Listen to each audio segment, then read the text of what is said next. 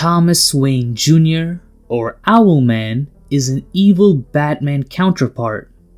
But that statement in itself is not doing him justice, as he is quite the unique character. And in this video, I'm gonna go deeper into the reasons why he is a supervillain. Before I begin, if you enjoy this type of content, make sure to like and subscribe. Owlman is a fascinating character, as unlike other supervillains with more relatively traditional goals, like the Penguin wanting wealth and respect, Poison Ivy, who is an extreme environmentalist wanting to protect plants, or even the Joker, who despite being a psychopath, enjoys the chaos he causes. Owlman doesn't seem to care about any of that. His goal, at least depicted in the movie Justice League Crisis on Two Earths, is to eradicate Earth Prime, the origin of all Earths. And by destroying it, he destroys reality, so that he can finally make a real choice, as to him, nothing matters. He sticks to this belief of nothing to the very end, even when beaten by Batman and transported to a wasteland.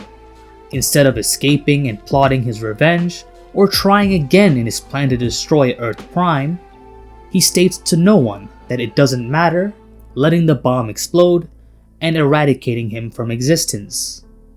His ideology is a form of nihilism, an ideology whose main point is that life is meaningless or that life has no purpose. Now you may think it's a bad philosophy due to its use by Owlman, but I like to see it as a neutral one that changes depending on the user, and even more so on how they use it.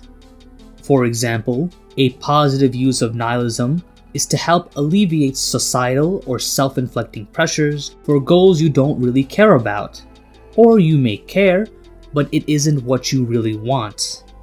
Reminding yourself that because life has no meaning, it may help you overcome these pressures by giving yourself a meaning to your life by doing something that you want to do.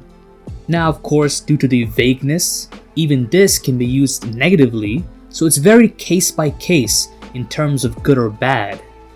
In the case of Owlman, I think his perspective is wrong, as for one, nihilism in itself is kind of a paradox, as the roots of the word mean ideology or principle of nothing. But if you believe to the extent that Owlman believes in this, then it does become something, so it counters the definition. And even if you look past its literal translation, I still think Owlman is wrong, as he gives all these reasons of why it doesn't matter, as in the alternative versions of Earth, they may have been slaves, or they're never born, or this one is destroyed by nuclear war, etc. But that, to quote nihilism, doesn't matter. And the reason why it doesn't matter, in my opinion, is that he himself has never experienced every choice, which is further shown to be true during his final discussion with Batman, where Owlman states that he doesn't know the exact series of events that caused Earth Prime to be what it is. In my opinion, nihilism of this extent is only suited for an all-knowing immortal creature, in which case life really doesn't matter as they experienced it all. So what makes life matter for creatures that aren't immortal is the clock that's counting down towards the end of their lives. So they only have a finite amount of time to experience as many things as possible, whether it's good or bad. Owlman, as far as I can tell, isn't immortal, but what he does have is the opportunity to traverse these different Earths and experience things that are unimaginable to most people. And because there are infinite Earths, but only a finite amount of time for him, that means hypothetically he should never get bored, as there will always be new experiences. Some other reasons that he's wrong include him stating that the cause of all bad things is humanity. Next is that he says that the only real choice he can make is destroying Earth Prime. And third, which is telling Superwoman that if he does destroy Earth Prime, reality falls.